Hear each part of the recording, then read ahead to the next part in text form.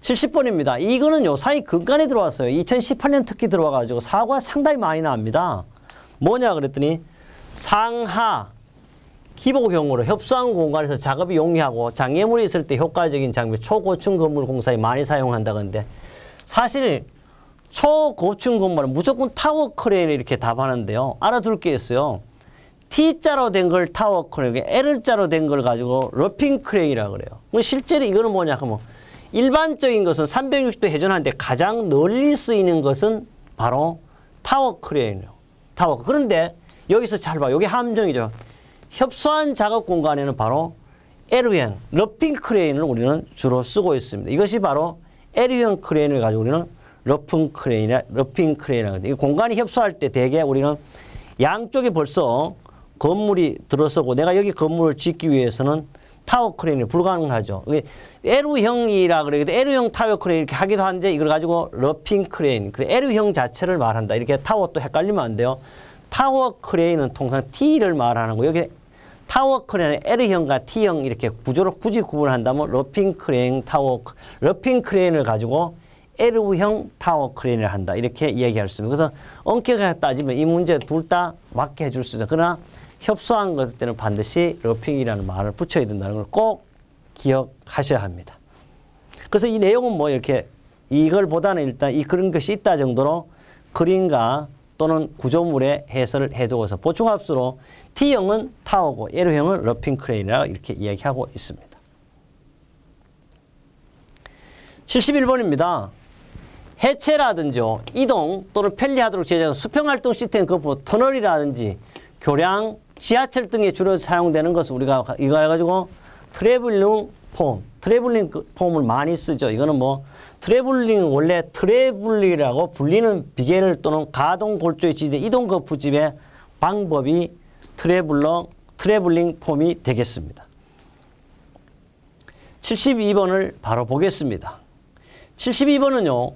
외관 검사 결과 불합격됐습니다. 철근 가스 압적 위험부의 조치 내용으로 옳지 않는 것은 그랬어요. 우리는 그 가스 압접할 때는요. 심하게 구부러졌을 때는 당연히 재가열해서 수정을 합니다. 압접면이 엇갈리며 규정값을 초과했을 때는 재가열을 수정하는 게 아니고 반드시 잘라내서 이럴 때는 어떻게 잘라내고 용접으로 잘라낸 다음에 해야 되죠. 그래서 이거는 규정값을 초과했을 때 재가열 수정이 아니고 반드시 용접이나 용단 방법으로 잘라내서 써야 합니다. 답은 2번이고요. 형태가 심하게 불량하거나 또는 압접부에 유해하다고 인정되는 결함이 생긴 경우는 압접부를 잘라내고 재압접하고요. 철근 중심적 변심량이 규정값을 초과했을 때는 압접부를 떼어내고 역시 재압접합니다. 여기 외관 검사로 불합격된 압접부의 수정 방법은 압접부 부풀음, 다른 돌출음과 직경의 길이가 규정치 미달한 경우에는 가열하고 압력을 줘 소정의 부풀음으로 해야 되고요. 압접면을 규정치를 초과했을 경우는 압접부를 잘라내고 다시 압접. 이게 우리가 2번으로 틀린 내용이 되겠습니다. 기타 내용은 우리 질문 내용과 동일한 내용이 되겠습니다. 73번인데요. 이거는 뭐 상당히 쉬운 거죠. 보링 방법 중에서 연속적으로 시료를 채취할 수 있어 지층의 변화를 비교적 정확히 하기는 건 뭐예요? 반드시 회전하는 것이 가장 좋은 방법. 그래서 이거는 회전식 보링이 되겠습니다. 회전식 보링은 나를 회전시켜 전공하는 방법이고요. 우리 보링 방법 중에서 가장 정확한 방식을 쓰는 것이 바로 회전식 보링이 되겠습니다. 74번입니다. 74번은 철골보와 콘크리트 슬랩으로 연결하는 전단 연결재 시어 커넥트죠. 시어 커넥트 부재 역할을 하는 걸 가지고 우리는 바로 이걸 가지고 우리는 시어 커넥트 역할을 한다 그래서 이걸 가지고 스터드라고 그러죠. 다시 좀 보면 이 시어 커넥트라는 말은요. 콘크리트 합성 구조 양재 간에 발생하는 전단력을 전달하거나 보강과 일체성 확보를 위해 설치한 연결재가 시어 커넥트를 연결하는 게 바로 부재 명칭을 가지고 우리는 스터드라고 이렇게 합니다. 이건 일종의 용어에 대한 정의가 되겠습니다. 75번입니다. 이거는 뭐 시방서에 있는 내용을 그대로 옮겨놓은 거죠. 표준 시방서에 따른 철근의 임에 관한 내용입니다. 빈칸에 들어갈 공통으로 내용은 우리 이거요. 뭐뭐를 초과하는 철근은 겹침입을 하고 이거는 D35를 초과하는 철근은 겹침입을 할 수가 없고요. 또 서로 다른 크기의 철근 앞쪽부에 겹침임을 하는 경우 역시 D35의 철근과 D35를 초과하는 철근을 겹침 이음할 수가 없습니다. 또 알아둘 거 있어요. 우리는 보통 이래 쓸 때 파이를 쓰기도 하고 D를 쓸 때 이거는 정상적인 원형 철근을 이렇게 할 때는 파이를 쓰고요.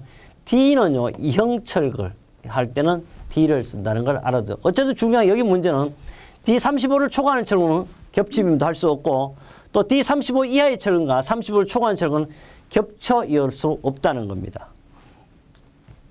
76번입니다.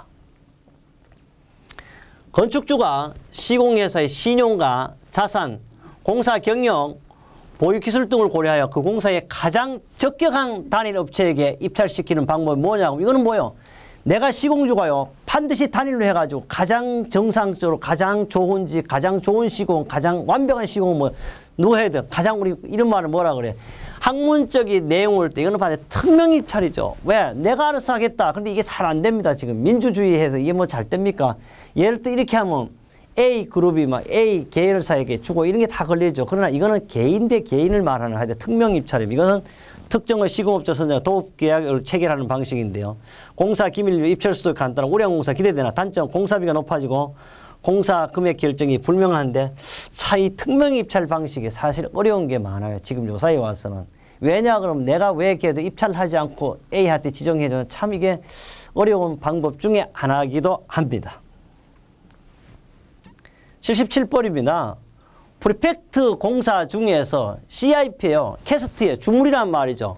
말뚝의 강성을 확보하기 위한 방법이 아닌 것은 그런데 첫째, 구멍이 삽입한 철근의 조립은요. 원형 철근 조립으로 당초 설계 치수보다 작게 하여 콘크리트 타설을 한다. 근데 원형 철근 조립을 당초 설계보다 작게 해가지고 콘크리트 타설이 된다 안 된다? 불가능하죠. 답이 1번으로 벌써 나왔어요. 두 번째요. 공벽 붕괴 방지를 위한 캐싱을 설치하고 구멍을 뚫어야 하며 콘크리트 타설 후에 양생되기 전에 인발해야 되죠.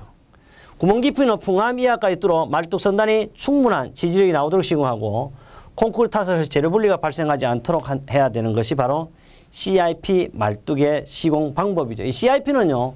이 천공기를 트레미간의 골재를 채우는 일정한 압력을 모르타르에 주입하는 방법 반드시 구멍이 작으면 안 되죠. 그런 내용을 하고 그림으로 표시도 해봤습니다.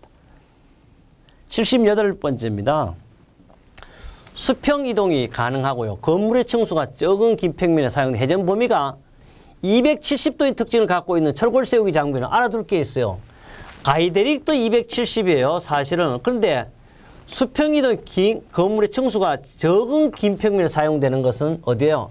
스티브레기들. 얘도 270이에요. 그러나 얘는 270이지만 사실 180도 정도에 가장 적합하고 여기서는 수평 이동이 자유롭고 층수가 적은 데는 주로 스티프레그 대력을 쓴다는 걸 꼭 기억해야 되겠습니다. 그러나 가이데렉도 270도는 이거는 주로 높은 건물을 쓰는 걸 말하는 거고 되겠습니다. 79번 가겠습니다. 79번은요. 콘크리트 재료로 사용된 골재에 대한 설명은 옳지 않는 것입니다. 골재는요. 밀도가 커야 되죠. 내구성도 커서 풍화가 잘 되지 않아서 쉽게 말해 풍화라는 것은 이게 좀 우리 진짜 말하면 바람 들지 않아야 되는 거예요. 그 콘크리트는 이제 바람 들면 어떻게 해요? 석회석이 발생하는 게 COA가 백화 현상이 발생하죠. 또 만약에 바람이 들면 철근이 됐을 때 다 풍화돼서 어떻게 속에서 녹이 쓰는 현상이 되죠. 그래서 바로 풍화가 잘 되지 않아야 되고요. 콘크리트나 모르타르를 만들 때 물, 시멘트 함께 하는 모래, 자갈, 부순, 돌 등 기타 유사한 재료를 골재라 맞는 말이죠. 셋째, 콘크리트 중 골재가 차지하는 용적은 절대 용적으로 50%를 넘지 않아야 하는데 사실 콘크리트 골재는 절대 용적이 한 70에서 80%를 의미하고 있습니다. 답은 3번이 되겠습니다. 일반적으로 곡재의 강도는 시멘트 페이스트 강도 이상이 되어야 합니다. 그래서 주로 용적은 70에서 80% 정도를 의미합니다. 80번입니다. 석재 부침을 위한 앵커 긴결 공법에서 일반적으로 사용되지 않는 재료는 그런데 석재 부침이 앵커 긴결 일반적으로 사용되는 재료는 앵커와 볼트와 연결 철물 또 하나 있다면 촉이 필요해요. 근데 모르타르는 어때요? 앵커 긴결법이 아니죠. 이거는 습식일 때 쓰는 건데 석재는 불가능하죠. 답은 4번이 되겠습니다. 우리 이렇게 해서요. 2018년 3월 4일 날 건설안전기사 필기 네 번째 과목인 시공학에서 여러분과 함께 했으면 다음 과목은 5번째 과목 건설 재료학에서 함께 하도록 하겠습니다.